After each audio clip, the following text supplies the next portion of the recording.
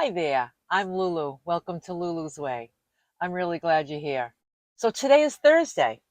We left Quartzsite yesterday and we came to Yuma. We wanted to be in this area, and there was a Planet Fitness here. So we met at Planet Fitness and had a much needed shower. It felt so good to have a shower.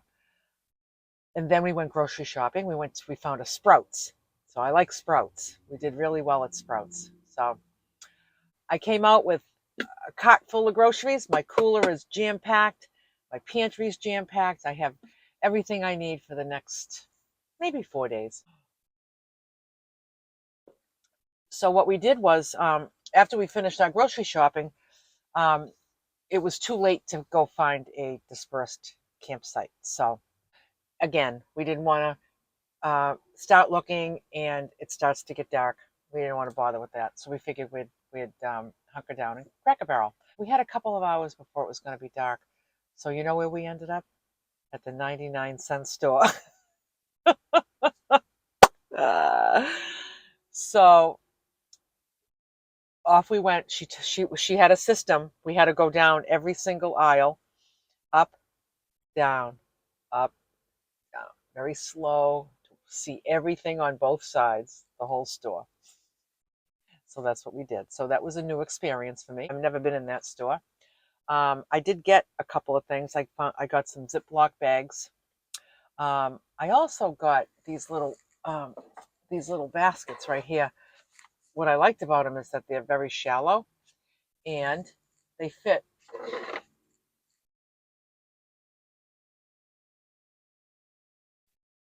And they fit right here on top of my. What I'm going to do is I'm going to get the alien tape and tape them down so they don't move, and the cabinets still work really well, and it will give me all this extra storage. Because I do put things up here sometimes when I'm parked. I end up like here's my fly swatter, and um, here's my pot holder. I put other things up here, and then I have to take them down when I drive because there's no lip there. So that was my solution. So those were 99 cents for the two of them. So I thought that was a good deal. Um, and in my last video, I talked about Darlene's mat, the mat that she uses outside. It's called, the brand of it is Mad Mats. Really nice mat, really nice mat. So I looked on Amazon, and the 4x6 size is, which I believe is the smallest size. I think it might be too, I think 4 feet wide might be too much for me to store in here. By the time it's rolled up, I'm kind of thinking, I don't know.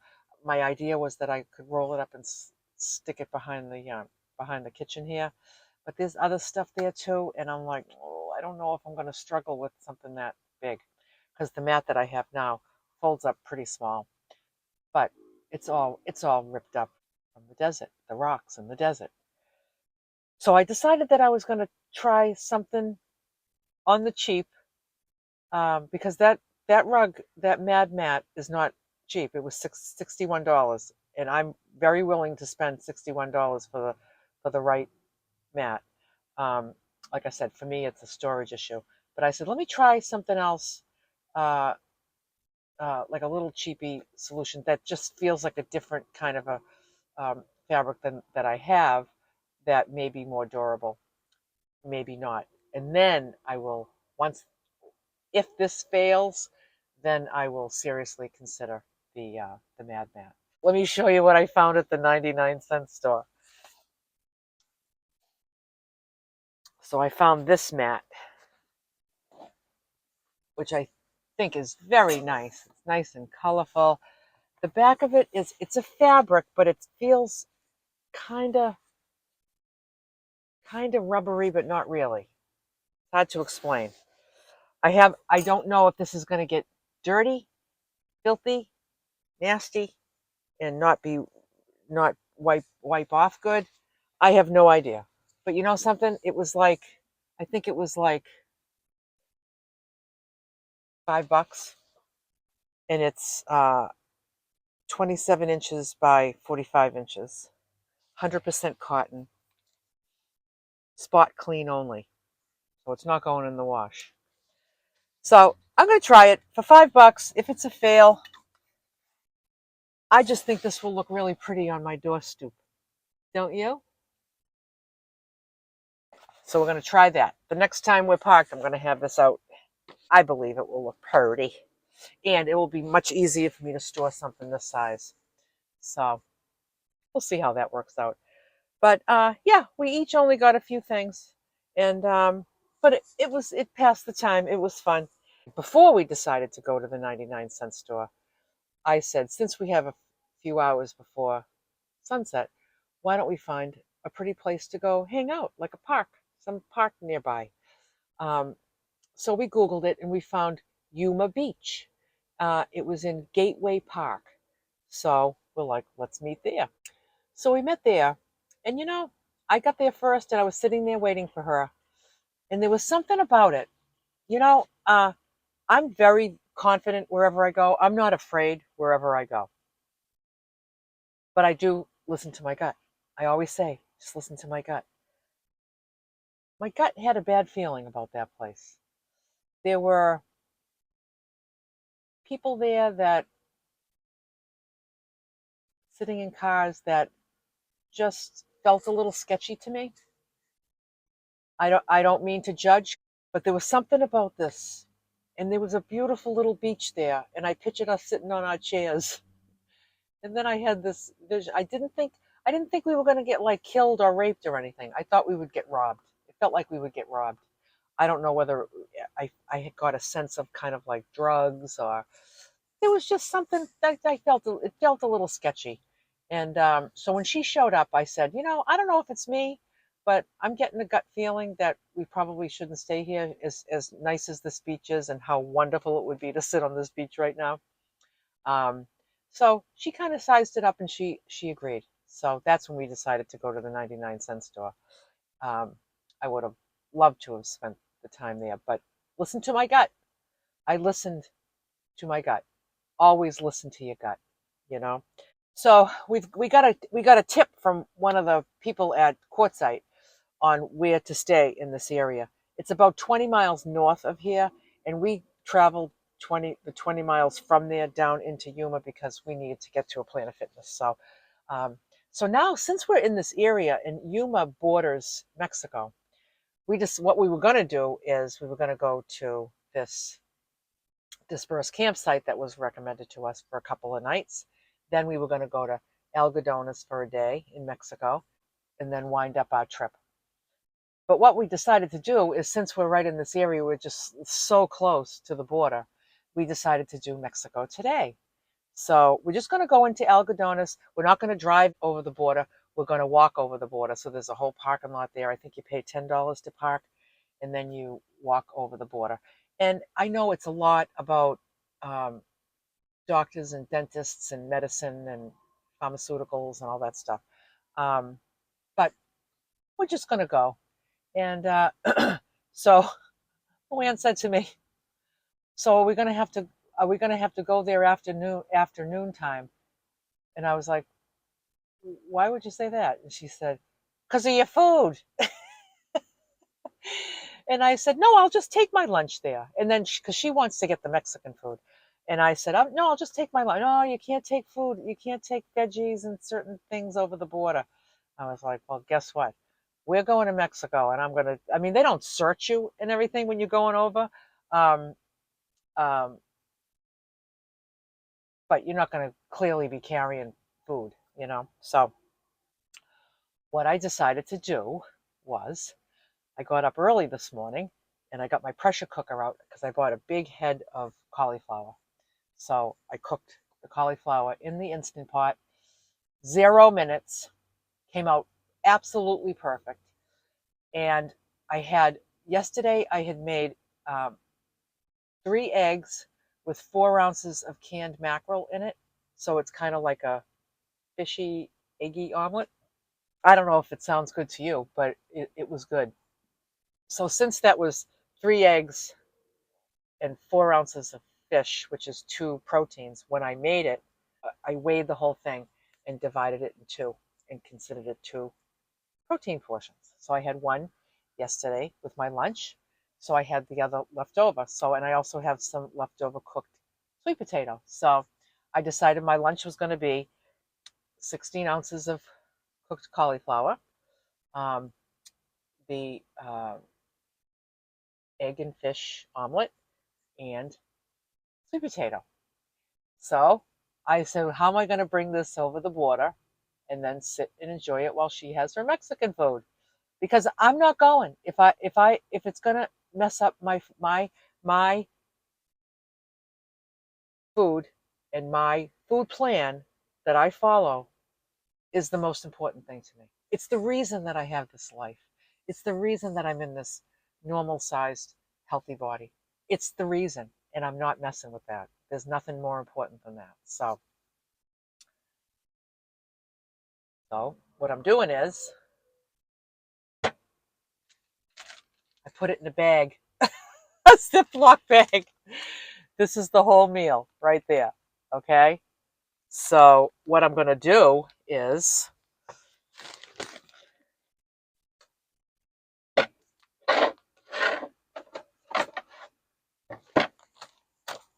I just realized that I forgot to put the oil in it. I have the cauliflower, the egg, and the sweet potato, but I forgot the oil. So I'm going to put the oil in. This will make it a little messy, but that's okay.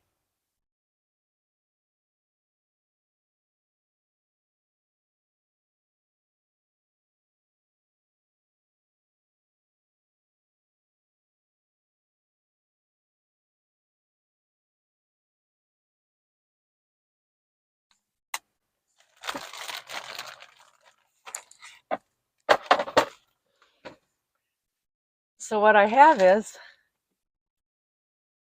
I have my lunch in a bag, and I am just gonna sit. Well, she has her Mexican food.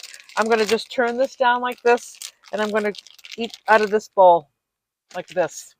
So what I'm gonna do is I have this pocketbook that I brought from home. It's empty, um, because typically I bring that black and white backpack that I have. I love having a backpack in case I ever want to use it to carry things. But I found there was no place to put it, and it was always here. And when I was here, I'd move it there. When I was there, I'd have to move it here. I don't want anything I have to move around. I just don't want it. So I left it home this trip to see if I would miss it. Then I thought, let me bring something in case I just want to carry something, and it's small. So I just had this stuffed under my bed. So what my plan is to get the air out of this, zip it up,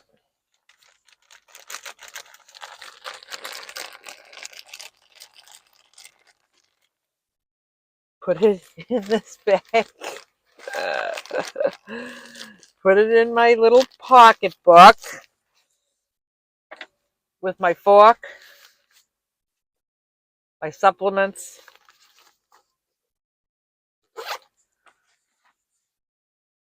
my passport,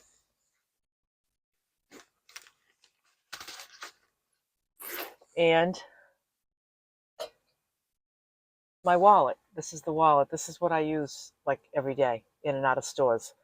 It holds everything I need. It's called Hero Neck Wallet. It's called. Holds my phone back here. Holds my phone.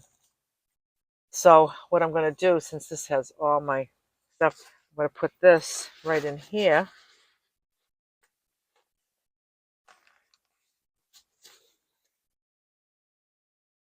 There you have it. It's my pocketbook, but it's my lunch. And that's how I'm going to do Mexico today. So I'm looking forward to it. It's still early. It's only 7:30, but I got up and I did